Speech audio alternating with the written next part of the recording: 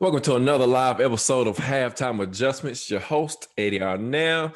My men, my boys, my guys, G with Mr. J. Lou. What's up, fellas? Tighten up, baby.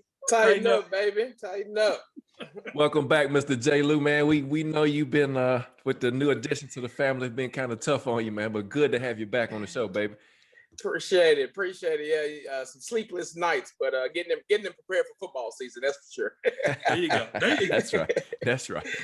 Yeah, guys, thank you for joining us again. We got a great show in line for you all tonight. You know, last week we talked about the DBs and the overhaul that took place in the secondary for this 2021 season. We looked at the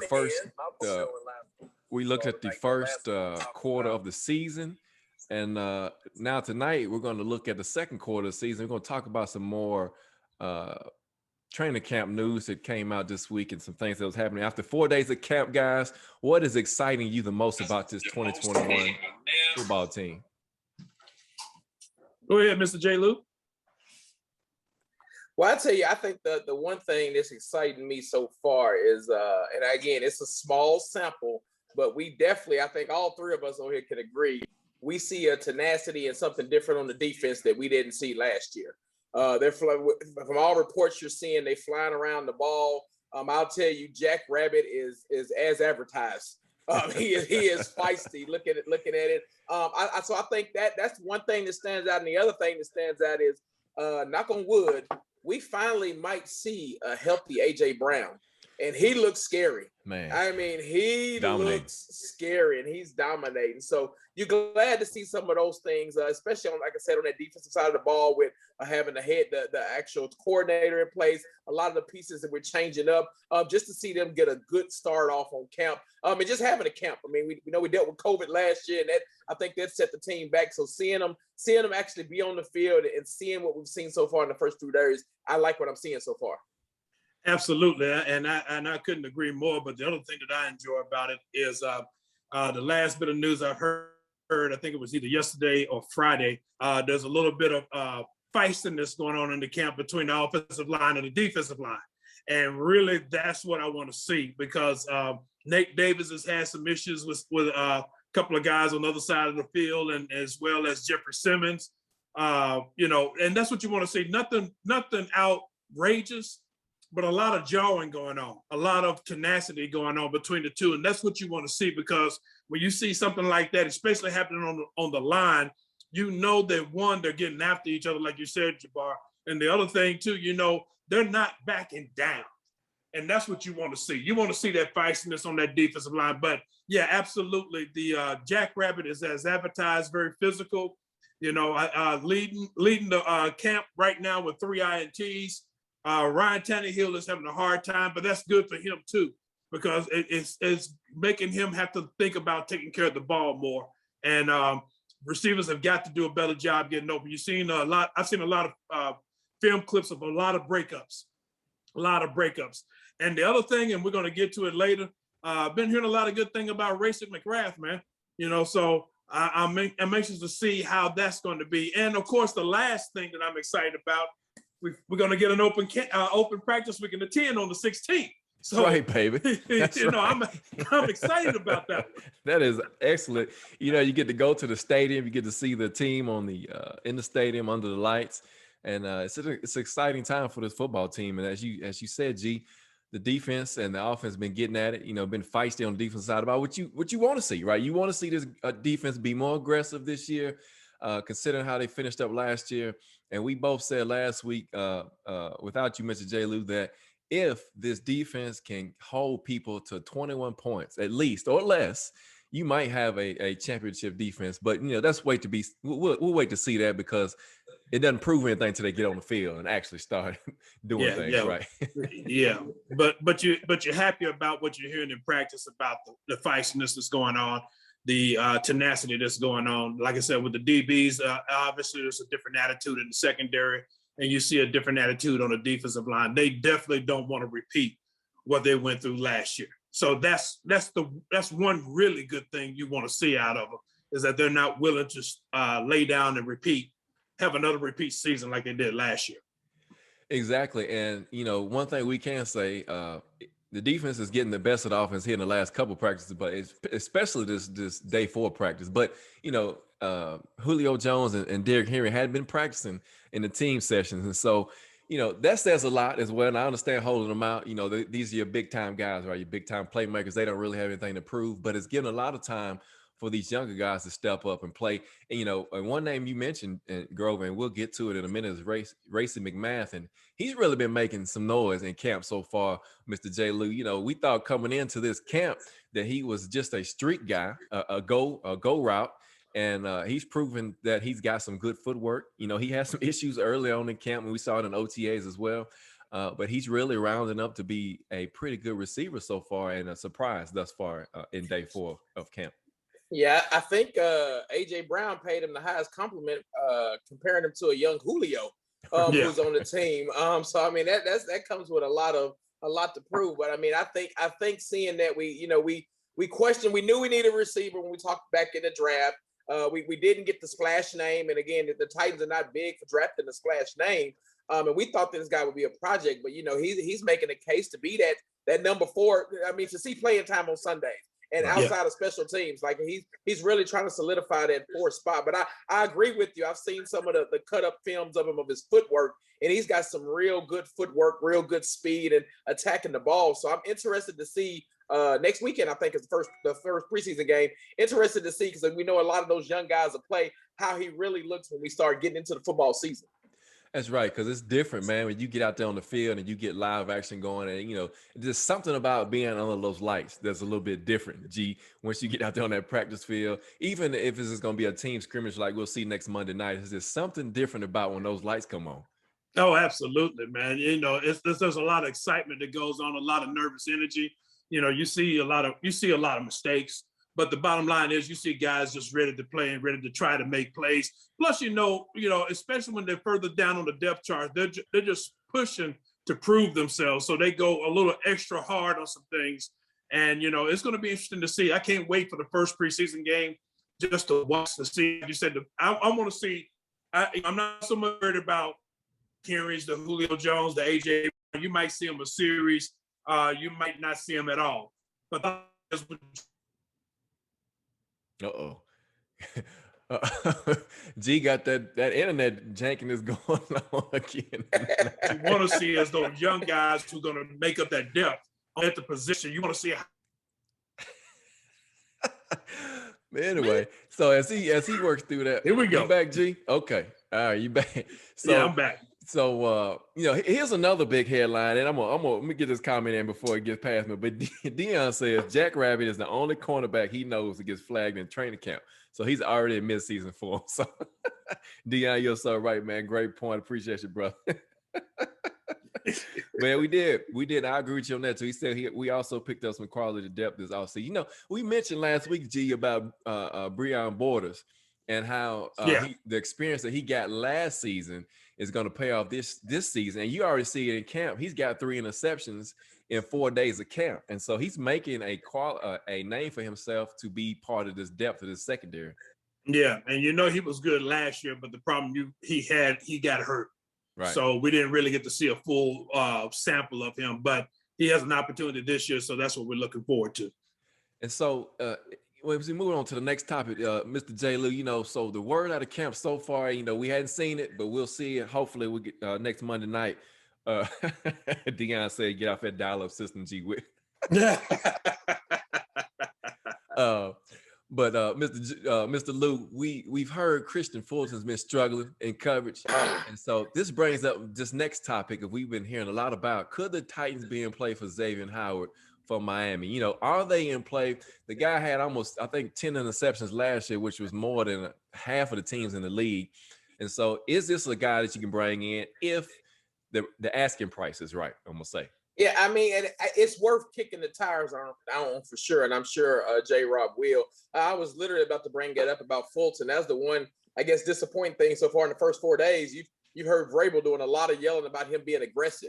Right. It's like he's playing a little too passive and back, and I think that was some things that hindered him in his rookie season outside of injury. So I really think that Fulton is in his own head right now, and you're hoping that these first couple of weeks of practice they can get through that. But I definitely would kick the tires, because I think right now you're in that window where you're in that win now window. We know the salary cap can be manipulated. Right. We saw that with the Julio pickup, but you're gonna have to pay the piper eventually. So do you try to go big for in that 2 to 3 window that you got right now? Because I mean, you still got Henry in his prime. You still got AJ Brown. And you got that young nucleus of the defense. And I think Howard could be somebody that you win now. And I think he's really solidifies that other corner spot to continue to let Caleb get himself back from injury and have Molden work himself in. So I definitely think if the asking price is not mortgage in the future, you kick the tires on that one. Exactly. Yeah, absolutely. I agree with you totally. And I will say this, if you find out that they do sign him, then that just lets you know Caleb Farley's injury is a little bit worse than what they initially thought. Right. So I definitely think you if you can talk to him, like you said, Jay Lewis, if the price is right, absolutely you go for him, because he doesn't do anything but help your defense and your secondary. And think about it, it just makes you a ball hawking secondary with the Jackrabbit, with him, with Kevin Byard, and with Amani Hooker. So now all of a sudden you got 4 guys back there that can take the ball away from you. So that's exactly what you need. Yeah, and I think it's a good idea to look into it as well, because you think about it. This guy, he was drafted in the 2nd round in 2016, so he's a young guy. He had 10 picks, and in 2 of the games last year, that was against Josh Allen, and so he's played against some good competition. Stephon Diggs, so he's got some cover skills, some ball skills, and so they played against Kansas City in the regular season. So he's a playmaker, and it just be interested to see if the Titans are really in the play for him. Can the salary cap work, and can they manipulate enough to where they won't mortgage the future, as you said, Mr. J. Lou. And we move on. So we got some familiar faces have been signed. Luke Stalker is back. They signed him back. Known for his blocking. So you have to wonder if that's because of the injury to Bradley Moore that happened this week. He was carted off the field, so that was a little depth from the tight end position.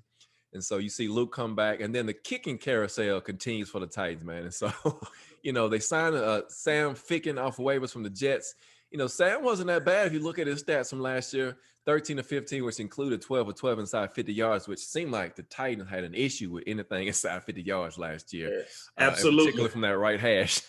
Yeah, absolutely.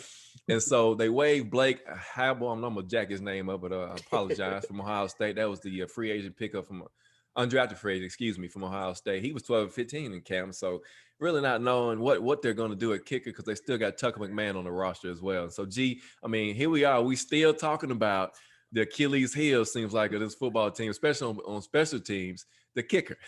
Yeah, man. And here's the funny thing about it. I was talking to one of our stalwart people, Mr. Taylor Stokes, about it. I was like, the crazy thing is that you don't know what Vrabel is looking for, right, in all honesty.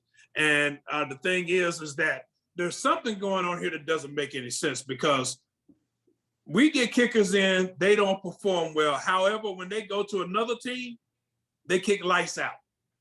So there's something, I don't know if it's Vrabel, I don't know if it's a special teams coach, but there's something going on with whoever's managing the kickers that's causing a problem. And I don't know what the solution is, because it just doesn't make any sense. Right. I mean, think about it. The kickers we had here year before last in 2019, we let them all go, and they all go to other teams and just absolutely perform lights out. I mean, consistent, not really missing a whole lot at all. I mean, I think they're all kicking in 80, 90% range. Yet when they were with us, you're talking about missing 4 kicks in a game. You just can't figure out. There's something going on with that dynamic that they're not, that's just not working with the Titans, and I don't know what it is. Yeah, I think it's this is another position that this is just Vrabel being stubborn, because this is him and J-Rob. This is something that should have been addressed after the Baltimore playoff game when the season was over, and we just was too stubborn to do that. Now, I do think that we hired a kicking coach. I don't know too many NFL teams that got a kicking coach and a special teams coordinator, but there might be something to that, where you got somebody that's focusing on kicking. But this is this is something that we'll be talking about in November, December that can cost us a couple games. And all they have to do is look back and blame themselves because we had plenty of opportunities to go after a kicker. And here we are. We're still talking about the kicking game as we get this close to the season. So I don't think it's over yet, Ed. I feel like by next Sunday we might have signed 3 more kickers before it's over. I mean, y'all might as well go out there and try. You know, if anybody, Dion or Chris Sharp, somebody that's on here with us tonight, y'all go out there, man. I'm sure we can find somebody. It's bad, man. It's bad. I don't know what they're gonna do. But we'll see, man. You know, we'll keep the hope up because you know, if you got a championship offense and you got a mid to the pack defense and your special teams is bad, I mean, you're back in the same position you were last. Right. And the sad part is special teams ain't bad. It's just the kicker. You got the best punter in the game. You do. You got a Pro Bowl long snapper now that should fix that. You got to fix the part of special teams that's getting you points. Right. And we just don't. So something's not clicking over there at St. Thomas Sports Park to fix that. Yeah. And you know what it is. We'll see what happens, man. And Dion, I'm gonna laugh because he's already making a play on words. Are you freaking kidding me? Y'all are killing me tonight. Will Chris Sharp says, and I don't know about this, Chris. We'll look that up. He says big-legged Russian kicker still reporting this week. Y'all know anything about that? I hadn't heard anything about a Russian kick. Maybe he's talking about Ficken. I'm not sure, but we'll find that out, man, and we'll get that answer out there to you. But anyway, as we move on, some more news. They removed Bud Dupree from the reserve COVID list, so that's good. You know, he can get back to rehabbing and doing his thing, and you know, hopefully we'll see Bud. You know, like we talked about last week, G. I don't know if he makes it before week 4. But hey, if he does, then all the power to him, man. We hope to see him on the field healthy and, you know, doing his thing as far as getting out of the quarterback. I think one of the things about him being on the COVID list, and you know, they can't specify if he had COVID or how somebody, but if you just start reading between the lines and see how quick he came off, he could be one of those players that's actually vaccinated. Right. And because, you know, when you're vaccinated, you're not spending as much time on that reserve list. And I don't think he was on the list 3 days. Before they removed him off. So that's a good sign there too. You don't see so many distractions this year because again, COVID is still the wild card for all teams, and it's just how you handle it is how you be successful this year. Yeah, exactly. Absolutely. And that was good about what J-Rob reported said the team was like 90%. 90%. And you know, that's still good. You know, and it was good to see that your quarterback, you know, even though he did it reluctantly, you know, the NFL made him do it. So hey, look, any way you can go. And I encourage everybody to get vaccinated if you can. Go ahead and do it. But better to be safe than sorry. But it was just good to hear him say, "Yeah, I've gone through it. I'm doing it. The NFL is making me do it. I don't care if the NFL did make him do it. Just do it." Yeah.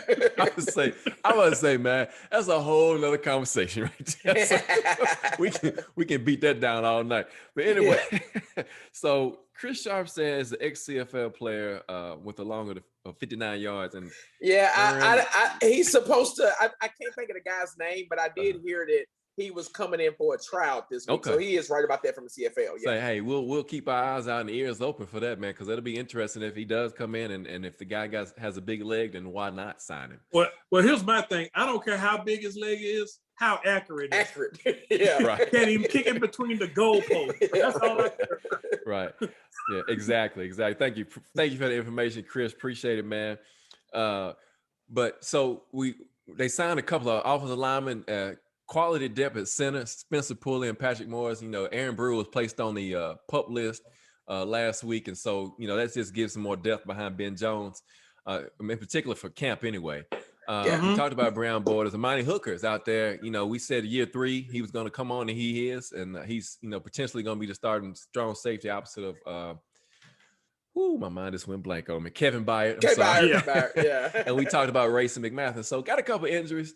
You know, Josh Reynolds, we talked a little bit about him last week, G, that he's that third guy. He, you know, the top 3 positions, which we're going to talk about wide receivers tonight, are pretty much locked up with A.J. Brown, Julio Jones, and Josh Reynolds. It's this the number 4, number 5 guy. Who is going to fill out those positions?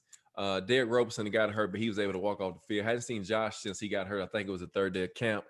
And so as we move on into the depth of the wide receivers, and so guys, outside of those three guys, and we could talk about those top three all night, and I would be remiss if I didn't say AJ Brown is probably having the best camp he's had so far in his career. He is just dominating. If you've seen some of the footage, even his route running looks crisp. He looks strong. His footwork is good, and so I mean, what else can you say, right? Speaking of his route running, I seen a clip the other day that they posted. I think it was Nate Washington. Follow him on Twitter. He used to be with the Titans. He ran the same footwork and release on a go route as he did a slant, and the DB was confused on both. So if you don't know if I'm running a go or a slant, to your point, Ed, I think we will see a much crisper and hungrier AJ Brown this year. Yeah, exactly. and I agree with you totally. And the truth be known, I think having Julio Jones on the team has something to do with it. I'm not going to say it has all to do with it, but I think it has something to do with it. When AJ Brown has already let you know that growing up, watching NFL football in college, Julio Jones was who he modeled his game after, and all of a sudden you got him on the squad. Right. You're going to go out there and do your best to let them know, hey, look, I've been following you. I saw how you doing it. I'm pushing to do it the same way. Secondly, Julio Jones to me is a key factor in the fact that he is not only the guy that can get the job done, but he's teaching the other guys. He's your extra coach on the field, in practices and everything. And I think we'll see the benefit of him even down to the rookies, the drafted rookies and the undrafted free agents, because you see everybody making some noise as far as the wide receivers is concerned. And I think what we're seeing is Dez Fitzpatrick and Racey McMath are going to fill in that third and fourth spot if Josh Reynolds ain't able to go. If he is able to go, then you're talking about the fourth and fifth spot belonging to them. The other ones, they're the ones got to work out and see how they're going to fall in, because one thing somebody pointed out, I can't remember who it was, they said a lot of the interceptions that are happening is happening when Fred Brown is on the field. So I'm just saying, he's been with a bunch of teams. When you see that he's the one that lets you know something about his route running is not very good, because he can't get open and everybody's reading him very well. Exactly. And, it's interesting you said that, because I was going to bring up Fred Brown and Fred who? Fred is from the Denver Broncos. He played last year. Deion who picked him up in the offseason. You got to, outside those top three, so far you see Dez Fitzpatrick, and his footwork, his hands that he's been showing, very, very good as well. Racey McMath, again, he's a very interesting cat, man, because he's fast, he's big. One thing I'm gonna say for this, guys, is that we probably got some of the big receivers, the biggest receivers in the NFL this year. Without a doubt. Yes, hands down. And so, and somebody brought up, I think it was Edward Leday, man, I appreciate the comment. He said AJ's fully healthy, and I can't agree more. You think about what he did the past 2 seasons, right? And we know he had a lot of injuries, a lot of issues with his ankles. I think he might have a toe injury. And so, he had off-season surgery. Now you see him fully healthy, probably for the first time in his career, fully at 100%. And you see what he's doing in camp. And I agree with you that Julio Jones is having an effect on him and all the rest of the receivers, because he's coming to work. He's showing these guys how to practice. He's showing these guys how to run these routes. And they're just sucking up all the information as they get it every day. And, it's going to be interesting to see, though. Well, the thing I thought about, really, I remember when the Titans signed Randy Moss. Mm-hmm. And if you remember back in that season, I mean, it was only one year, but if you remember back, Kenny Britt had his best season ever. Mm-hmm. And a lot of that was attributed to the fact that Randy Moss was in his ear talking to him, telling him what he should be doing. And he was going out on the field and doing it. So he had his best season. And of course, after Randy Moss got traded, then he went downhill.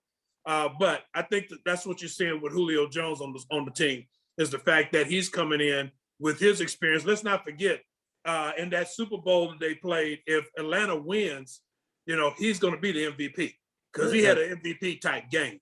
So, he knows how to play the game. He's strong. So it's going to be interesting to see. Again, my biggest thing is the fact that he can get in and show these guys how to get open on these zones coverages, because really that was the weakness of our wide receiving core last year. They were good against man-to-man, but when it came to zone coverage, it's like they didn't know how to get to the open spot, or they couldn't get to the open spot, and Ryan Tannehill couldn't do anything with it. So it's going to be interesting to see how they work that out and how Julio can help them learn to get to the open spot, because Rob Moore can do a lot and tell them a lot in the classroom, in the meeting room, but it's different when you see somebody on the field actually doing it. And that's what I'm looking forward to seeing out of Julio Jones. Exactly. And if you look at the rest of the depth chart, Nick Westbrook, Akeem, I know I'm gonna jack his name up too. He played a lot of special teams last year. They said he's having a better camp as far as catching the ball. Marcus Johnson, he was on the practice squad last year. Got him from the coach, Chester Rogers again. Khalid Lipscomb, he's an undrafted free agent out of Vanderbilt. Yeah. You know what you got out of Cameron Batson. Here's another name that's been standing out a lot here lately, and I left this off of you guys' notes, but Cody McAllister. Cody McAllister's been having a pretty good camp. He's a big body guy as well, 6'3" guy, 200 pounds, can catch the ball, can go across the middle. Not the fastest guy, probably not the best route runner, but he's a good possession guy that can provide some good quality depth behind those top 3 or 4 guys.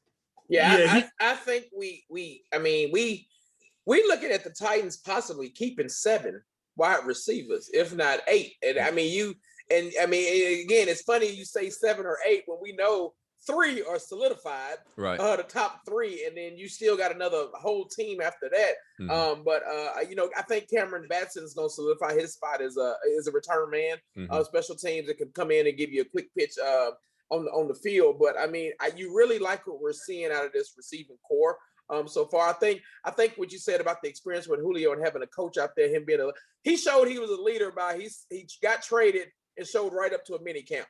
They wasn't mandatory. He showed right up to the mini camp and got out there and worked with the team. So I think as you alluded to it, G Witt, when you got a Hall of Famer, he's going to be a Hall of Famer. When you got a Hall of Famer, you got these young. It's good to see these young guns around him soaking up all that knowledge, and it's good to see him sharing. When you look at the film and everything of Julio, he looks like he's excited and re-energized to be in Tennessee, and that can only bode well for the Two-Tone Blue. Absolutely. Because one thing I noticed about Julio, like you said, J. Lou, he's excited about being here. He's excited about being on the team and working. Him and Ryan Tannehill are trying to get the chemistry down. And that's what you want to see out of him. And again, he's been a leader in that wide receiving room, which can't do anything but help out the team overall. And the fact that he's coming to a team where, I'm not sure how it was in Atlanta, but I know here, they're all about winning, which is a complete flip from where we were about 5-6 years ago.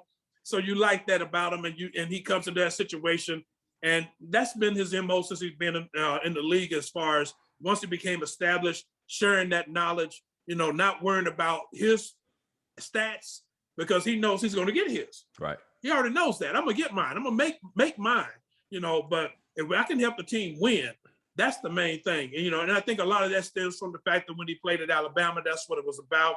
And coming here to the Titans, he sees that that's what we're about, working hard, getting open, making the plays for the team, catching the ball. And that's what's going to be the key for it. And that's what I think you're going to see out of a lot of these guys. Nobody wants to drop the ball with Julio being right there, because he's going to ask him, why are you dropping the ball, man? Look the ball in your hands. So, you don't want to have a Hall of Famer come up to you asking you that question. You want to show him, yeah, I know how to play too. Exactly. And the wide receiver position as the DB position is going to be very interesting, as we talked about last week, G.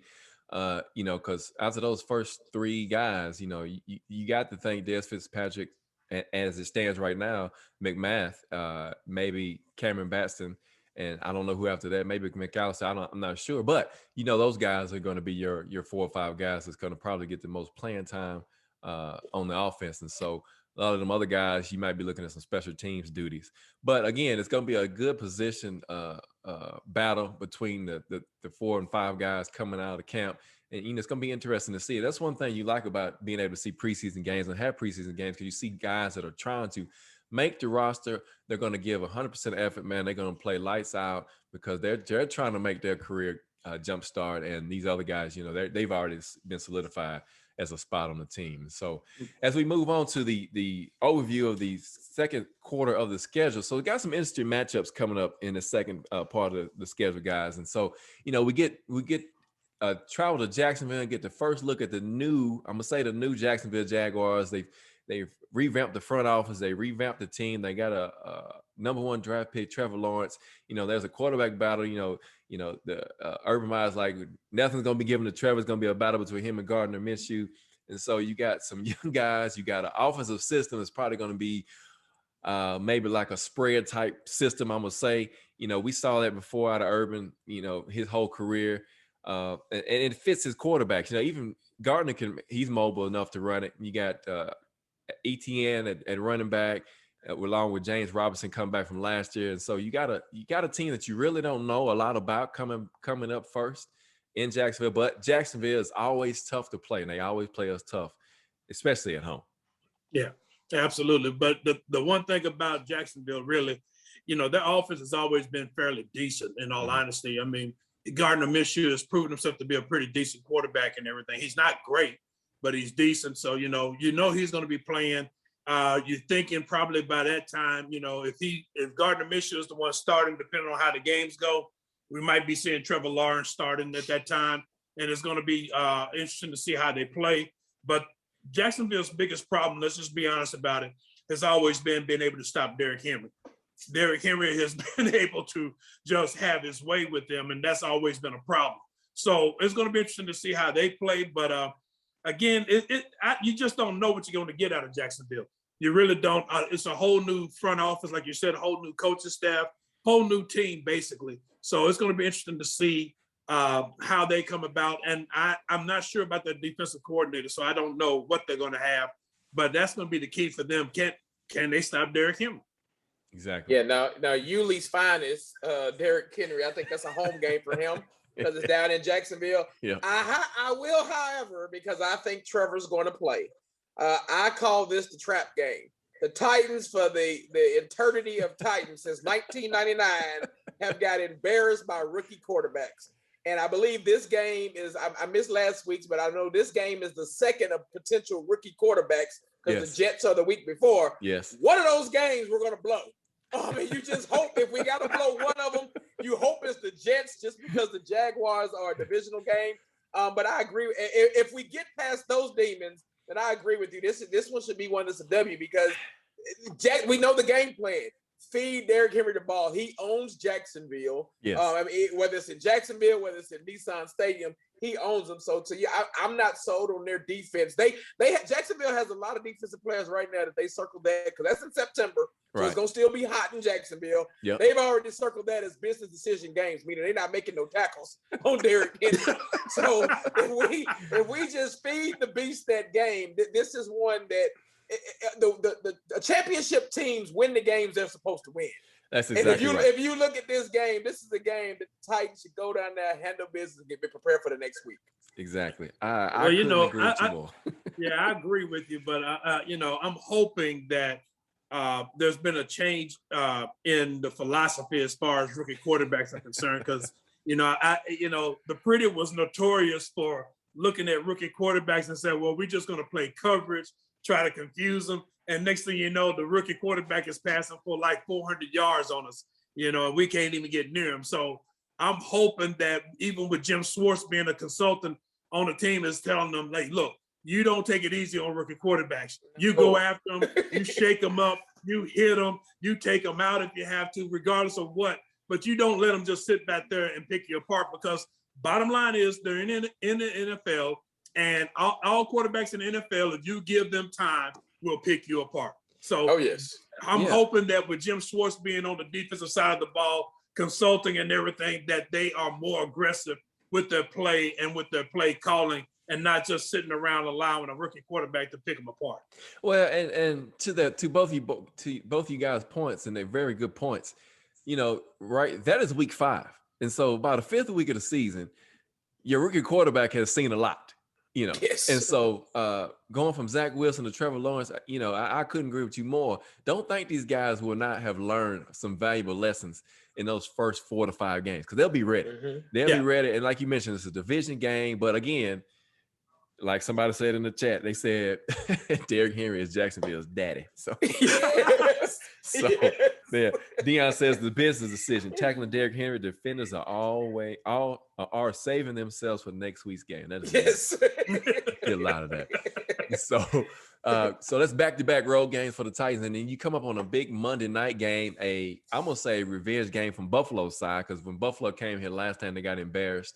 You got Josh Allen coming off a year where he led his team to the AFC Championship game where they got beat by Kansas City. Really didn't add a lot more weapons to that offense what they already have, but got Buffalo and they can score points. And they were a few plays away from beating Kansas City before Kansas City pulled away late in that game. And so these guys are going to be hungry. They got a taste of that championship flavor last year, and they're going to be looking for more. And they're going to be looking to come back. And I know somebody probably won't be playing that week. It's going to be a business decision. His name is Josh Norman. Yes.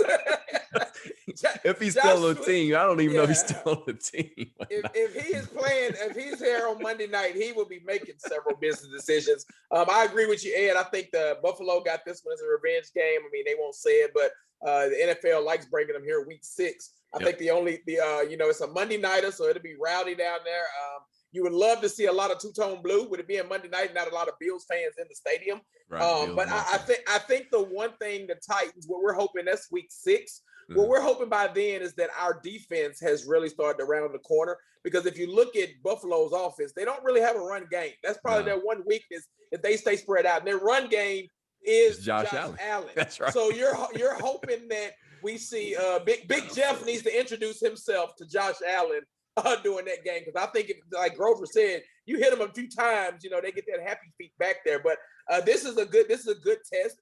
You're going against a contender in the AFC, somebody you could possibly see in January down the road. And again, prime time. You always got to play bigger when the lights are on, and no other game in town that night. So this is one of those nights where the Titans, as long as they don't make this game dreaded 2 words that start with don't he say it. Don't he say it. As long as it's not that, then I think they'll be okay. But I think this is going to be a game. This is a nice measuring stick early in the season to where we see we're going against an MVP quality quarterback and really a championship contending team. That's right. Absolutely. And that's going to be the thing about it too. And let's be honest about it. Josh Norman, if he's still on the team, he's going to come to play that night, because he's had to deal with that picture of him being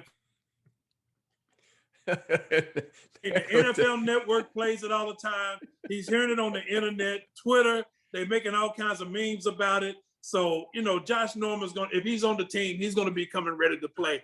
The thing about it is, Stephon Diggs is on the other side. You got to be on the offensive side. You got to be ready for him. Like you said, that offense, other than the running game, is very dangerous. So it's going to be interesting to see. It's a good, like you said, Jay Lewis, a good measuring stick for us, I think. And I'm hoping that the Titans really are, like you said, the defense is rounding the corner and they're playing a lot better. And they're actually being able to get to the quarterback. It's going to be interesting to see how the team is playing that game. But that's a good measuring stick game. I think if they play them straight up and win the game, then you're going to see this team getting ready for the playoffs early and trying to get on a roll come towards the end of the season. Man, I just want to know who set this schedule up. You got Kyler Murray and Russell Wilson the first 2 games. We don't know who's going to be playing quarterback for the Colts in that 3rd game. Then you got Zach Wilson, which we don't know what he's going to bring to the table just yet either. Potential's high. But then you got Josh Allen, and then you got the Pat. What is it? What do you call him, Mr. J. Lou? Half a Billy Pat. Yeah, Pat Mahomes coming in to Nissan Stadium, and so their biggest thing was making sure they could protect Patrick Mahomes. So they've solidified the offensive line. Orlando Brown Jr., they traded for him from Baltimore to play tackle, and then Joe Thuney, they got him as a free agent to guard on that left side of that line, which is his blind side. And so they have shored that up. So we've got to come out and play some ball, because here we go with probably the weakest part of that KC team was the offensive line. Edwards-Helaire's back healthy this year. You got Williams is back. He didn't play last year because of COVID. And he was, if you remember back a couple years ago in the Super Bowl against San Francisco, he was running the ball all over them. He probably would have been MVP if it hadn't been for Mahomes. And so you got a running game coming, man. It's going to be tough. KC is always tough because they got Pat Mahomes. I don't care who they got to receive. Yeah. I mean, that's I mean, this is a game where you hope that the front four can provide pressure. And Mahomes is really not one of those, even though he can move a lot in the pocket, he's similar to Russell Wilson to me, where neither one of them look to run first. Right. I mean, they can hurt you with the run, but they don't look to do that first. So this is one of those games where we need outside contain, and we hope that Dimitri and Big Jeff can bring the pressure up the front. And this is another game where you hope the Titans kind of don't go away from what works for them too soon. I think that's what hurt us in the playoff game. When we got up, then Kansas City came back. We just started throwing the ball and took Derrick Henry out of the game. You got to continue to feed the beast, feed the run game, hit them with some screens, because they can be beat. I mean, you saw Tampa Bay just put the lights out on them boys. So this is a game that I think we drafted and brought all the DBs we brought that are man-to-man defensive backs. We brought them for, because if you look at Tampa, they played that cover 2 shell man-to-man, and those receivers. I expect Jack Rabbit to have at least 2 PIs in this game, but I think it'll be worth it because that lets you know that he's being physical. Yeah. And I think these Chiefs receivers are similar to some of those old Peyton Manning Colts teams, to where you punch them receivers in the mouth, then they don't come off those breaks as fast. So this is a game where I think to me, Kansas City is a little bit of a finesse team. I think we just got to be more physical and take it to them. Right. Yeah, absolutely. And offensively, we have got to put the pressure on their cornerbacks, because one of the things that got brought out in the Super Bowl, and you saw it throughout the season, Kansas City holds they were number one as far as holding penalties were concerned. Yes. And the thing about it is, you saw it in that Super Bowl, that's what really destroyed them. They kept getting the holding penalty. They would stop the play, but it was always a holding penalty. It was either a holding penalty on the ball or off the ball. Mm-hmm. So the thing about it is, and you hope that with Julio Jones coming in there, that's what's going to help out, is the fact with the route running and everything, you cause them to have these holding penalties and keep these offensive drives going, because Kansas City that secondary is known for holding. Yes. They got a couple of things going on. If our offensive line can hold up and play well, then I think you'll see us play a lot better. And again, feeding the beast, Derrick Henry, I think is going to be huge. Putting the pressure on that defense, and because that's really, when you think about it, that's what Tampa Bay did to them. They kept running the ball on them, and that's going to be the whole key, I think. But again, like somebody said in the chat, that they think Frank Reich set up the schedule, man, because it's going to be rough on us, man. The first half of the season is rough, and I don't know if we come through that with a winning record, then we got a good opportunity, man, to go all the way. And I agree with both of you guys, man. If you look at these first 8 games, these first 2 quarters of the season, man, I mean, it's just brutal. It's brutal. We're really going to find out about this defense, in particular this secondary, early on in the season, and whether or not the improvements or the changes that were made helped. And so somebody's going to be held accountable, either in a good way or a bad way, by the time we get across this second quarter of this season. So I think I'm sorry, what we're hoping to see, and we talk about the quarterbacks we playing, we're going to see how disciplined this defense is with staying to their assignment. You got Kyler Murray, you got Russell, you got Pat Mahomes, all that scramble. And we know big plays happen on scramble drills. So it's all about who's staying. Is that defensive lineman sticking to his read and coming up? Is the quarterback cheating because he's thinking the quarterback's about to run and dump it over his head? We really are going to have to see these first 3 games, these first 8 weeks, how disciplined this defense can be. And go. Let me say this real quick, G, and I'll let you go. But you know who it really concerns me on that, Jay. Look what you said about coming up with a quarterback that they're gonna run.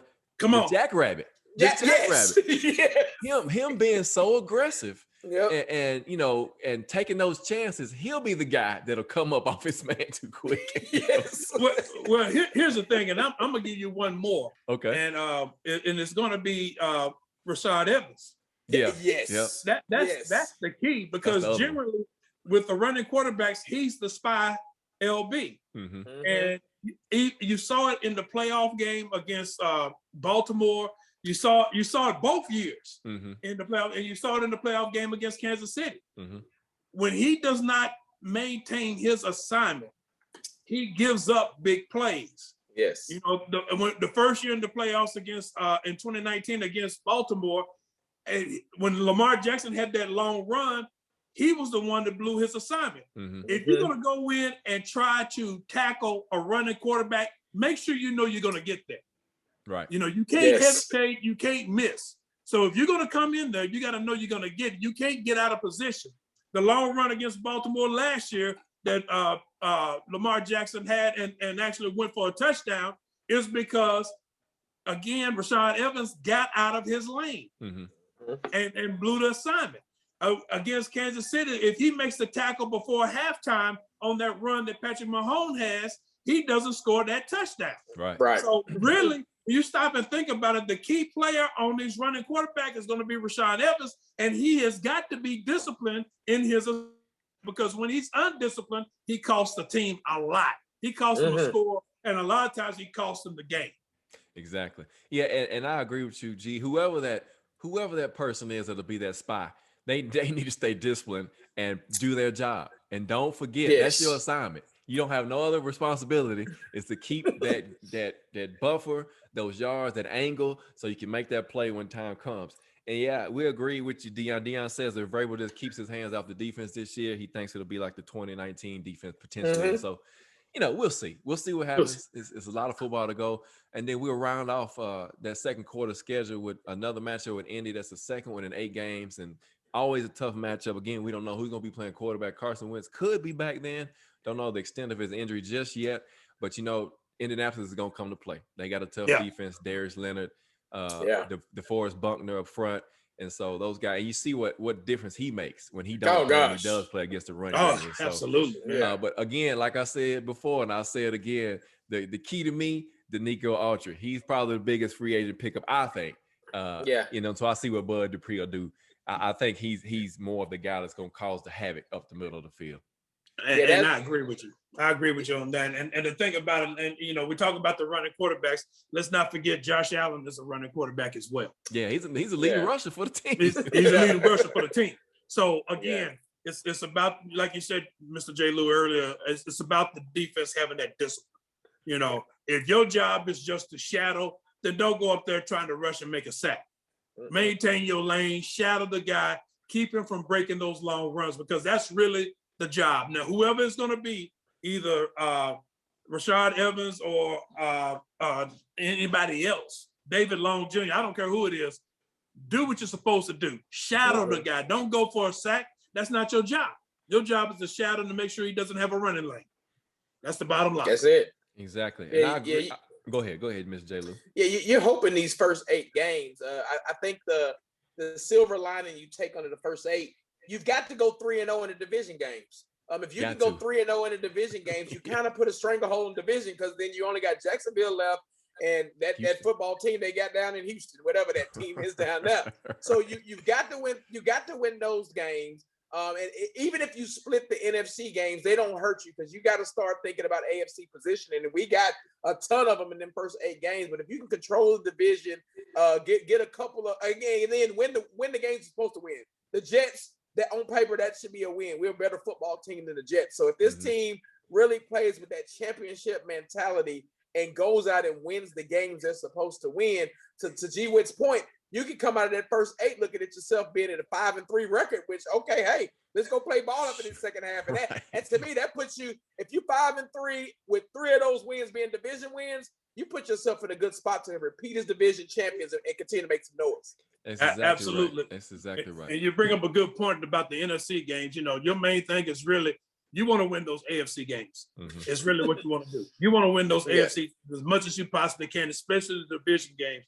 So if you can win the 3 division games and split the games between Buffalo and Kansas City, beat the Jets, you're in a really good position as far as the division and the conference is concerned. So that's going to be key for that first half of the season. You want to come out, like you said, if you come out 5-3, you're in good shape. You're in good shape. And we know Vrabel's mentality is the same as what Belichick does. He uses the first half of the season to get the team ready for the second half of the season, which we all know is when football really kicks in as far as the NFL is concerned, is that second half of the season. and you're really hoping you got Derrick Henry oiled up and ready to go for that second half of the season, and that defense is kicking on all cylinders. One thing, G, that we talked about last week, and I think will help out this running game is Darrington Evans, his health.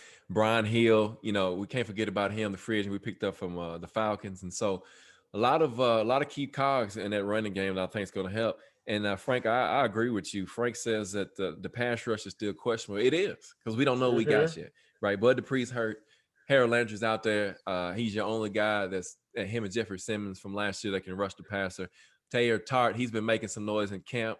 Danico Archer, we talked about him again, and I'll keep saying it on record that he's going to be the biggest free agent addition to this defense when it's all said and done. And so you just don't know what you're going to get, and you don't know who you're going to get on the opposite side of Harold Landry in those first 4 or 5 games, however long it takes before we see Bud Dupree. And so that's going to be interesting. They signed John Simon, but can he be that edge guy, or can he give you some quality minutes and provide some pressure on that opposite end, minus Harold Landry? Now, last week, Grover, we talked about Rashad Evans getting on that edge, maybe, and maybe they do something like that. We don't know. But until we see it actually in action, we just don't know. But those first 4, I'm going to go back to last week, those first 4 games, you're going to find a lot in those first 2 weeks with Seattle and the Cardinals. Well, again, when you stop and think about it, Ed, you know one thing about it. We noticed about the defense in the first game against Denver. We knew then it was going to be a long season. Right. So, I think that first game against Arizona is going to tell us a lot as far as what this defense can do and what they can't do. And it's going to say a lot about what the offense can do.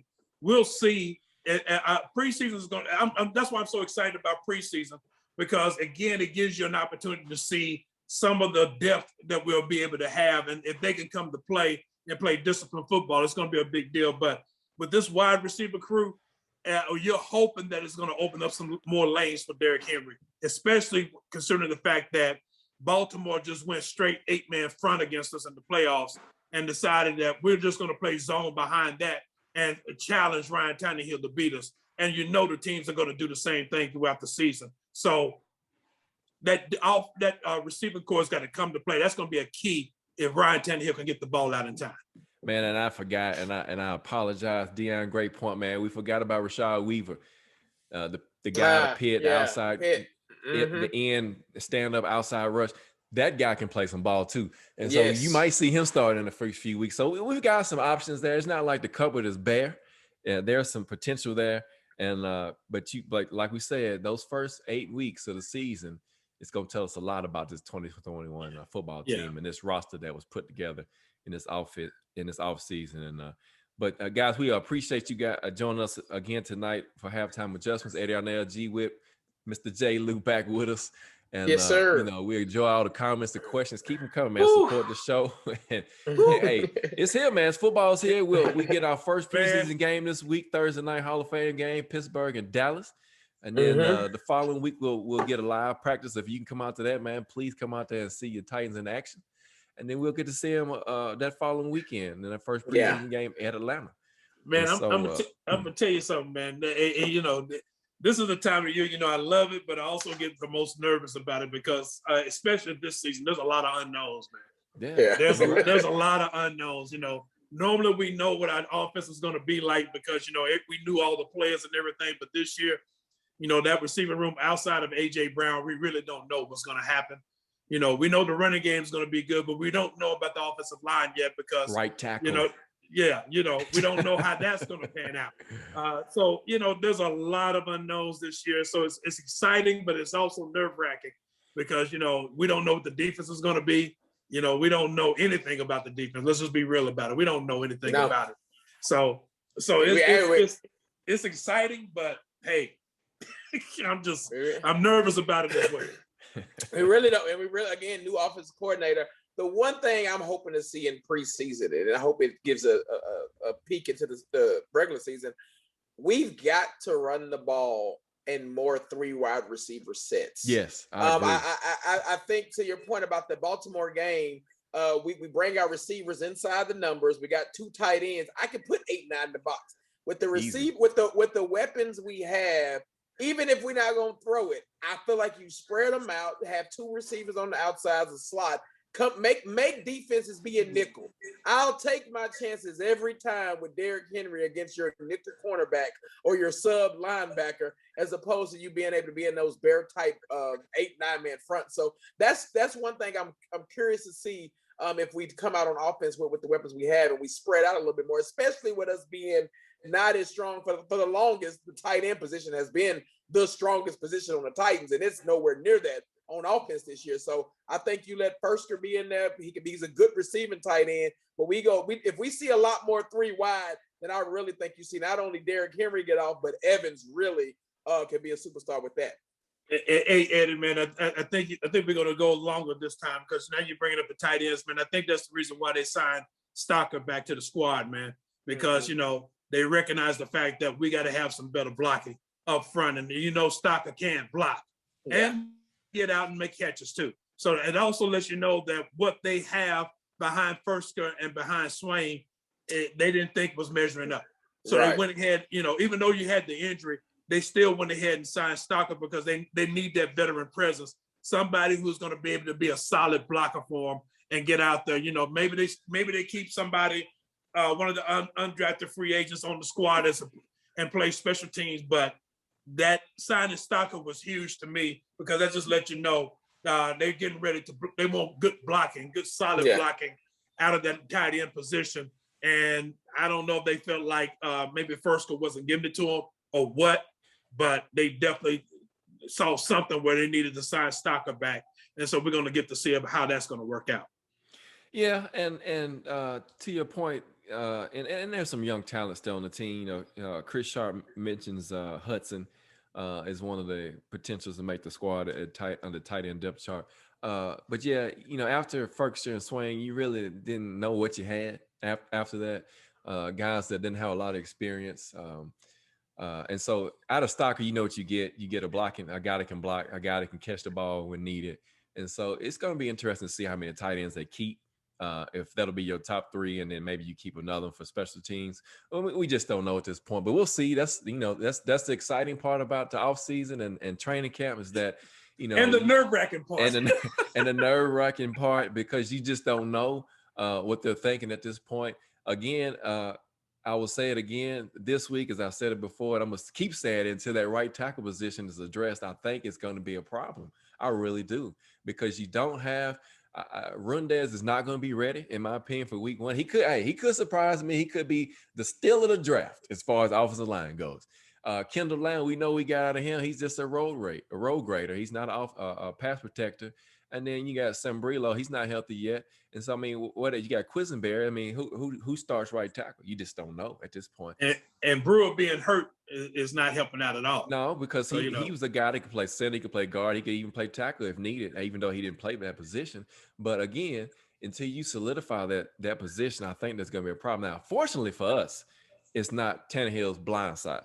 That's one good thing, right? And so he can kind of see things coming. He can make changes and get rid of that football. But to me, it's just still a position of concern. And like you said, G, with the tight ends, they must not have liked what they had because they went back and brought in a veteran that they familiar with. They already know what he could do.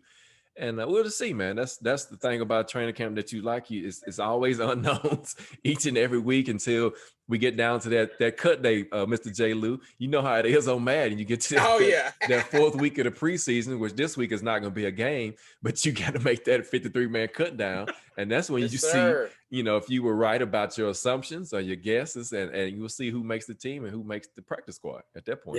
It's going to be interesting, man. That's the reason I'm so excited about the preseason, man. Just to see, not so much about the starters, but just to see who's going to be the backups, man. Because you're nothing without your depth, And as we saw last year, that offensive line depth is very important. And secondary too. You got to make sure you're solid in that position. Yeah. So again, and the defensive line depth, that's why having Tier Tart, making the splash in training camp early. Murchison too. Murchison too. So, we're going to get to see that in these preseason games, man. And that's just, we know what we got in Jeffrey Simmons. Yeah. You know what you got in Danico Autry, man. You already know that. You really know what you got in Bud Dupree. Even though he might not be ready to play at the beginning of the season, you already know what you got, a guy that can play the run and the pass. Mm-hmm. But the bottom line is what do you got behind them? Right. That's going to be the key because well, let's be honest, man. Injuries happen. We know people going to get nicked up. People going to get hurt. And again, that's one of the things I'm looking forward in the preseason. Who's coming up behind them? Is somebody going to stand out? And I know you're about to say something, Mr. J. Let me get this in real quick because Deion brings up a good point. He says, if Tannehill gets hurt, the season's over. We have an interesting dilemma at backup quarterback because you got Deshaun Kaiser and Woodside battling for number 2. And, depending on whose article you believe in the most, Kaiser seems to be winning that battle right now. Is that the guy you want to go into week 1 with? I don't know at this point. Who else is out there? Backup quarterback is another position that is just J-Rob and Vrabel's arrogance, stubbornness, where we just gonna go with what we got. Because let's not even talk about that. Because he's absolutely right. We're one Tannehill head away from Kaiser, Woodside or Kaiser. I guess the good thing about Woodside and Kaiser this year, you can expect that they're gonna play the majority of at least the first 2, if not the 3rd preseason game as well. I don't think with only 3 preseason games. And we saw last year it was proven that you can play a full season without preseason games. So I don't think we see any of our veterans really top dog suit up. But I feel like you see Woodside and Kaiser play majority of the games, and let's see what they got because then you get real action. And J. Lou, I agree and disagree with you. I think you might see the starters play.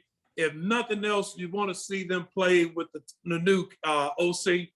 Just to see how he calls the game and how they react to his play calling and everything, just to get a rhythm with calling in plays and Ryan Tannehill reacting. But the bottom line is with Tannehill, is the thing he's got to be willing to do, in all honesty, is get rid of the ball. His downfall is that he's typical of running quarterbacks that hold the ball too long and take too many unnecessary hits. So his thing is going to have to be get rid of the football or either just pull a Peyton Manning, just go down on the ground and take a sack. Yeah. But don't take any unnecessary punishment. Don't take any punishment at all. That's got to be the whole key. Get down. I know, even in the regular season, man, it's not playoff football. Get down. Yes. Get down. But again, guys, we appreciate y'all supporting the show. The questions and comments. This is Halftime Adjustments. I'm your host, Eddie Arnell, my man G. Witt, Mr. J. Lou, back at you this week. Hey, check us out. We'll be back next weekend. We'll be ready for you next Sunday. We'll be breaking down another position. We'll be looking at the 3rd quarter of the schedule, and we'll see. We'll see what happens. I don't think it gets any easier if you look at that next group of 4 games coming up. So it's this brutal. What the pundits said, that schedule is not easy. It's just brutal. Any way you look at it, from bottom to top to bottom, it's a brutal schedule, and it's going to be interesting. Like you said, these first 8 games are going to tell a lot about this 2021 season and where this football team is going to go potentially. Either we'll be talking about top 10 draft pick, or we'll be talking about maybe a Super Bowl run. Yeah. I mean, literally, you think about it. So outside of Jacksonville and the New York Jets, hey man, in those first 8 games, you could every team's a playoff team. Yeah, every team's a playoff. You could be 2-6. Even though Arizona didn't make the playoffs, they were right there. They were right there. Yeah. Every team is a playoff team. Yeah, and they added, Deion mentioned, what do we line up with against JJ Watt? Deion, I think we bring whatever arsenal we can put on the field. Again, the right tackle position is what's concerning me the most. And I'm not surprised if they hadn't really solidified that with Mitchell Schwartz or somebody, or even if you see Rondez out there, that you don't see JJ Watt line up on that side the whole game. I mean, I'm just absolutely he's coming back. He's going to come back. He's going to test that out. Look what he did in the game when we played against Houston last year. As soon as Taylor Lewan went out, he went right over that. Right at some rail and just like, hey, fresh meat. He did fresh meat. JJ had blood in the water. The whole season he got 2 in that game. Right. I appreciate that love, Deion. Yeah, and so treat every team like a playoff game. That's exactly right. Absolutely. Yeah. Well, guys, we thank you again for joining us for another episode of Halftime Adjustment. Check us out next weekend. We'll be back, man, next Sunday night. Be looking out for that information as it comes, and we'll be talking about another position breakdown in the 3rd quarter of this 2021 schedule. My name is Eddie Arnell. That's G Wit, and that's Mr. Jalen. We are out of here. Yes, sir. Peace. Peace. Peace.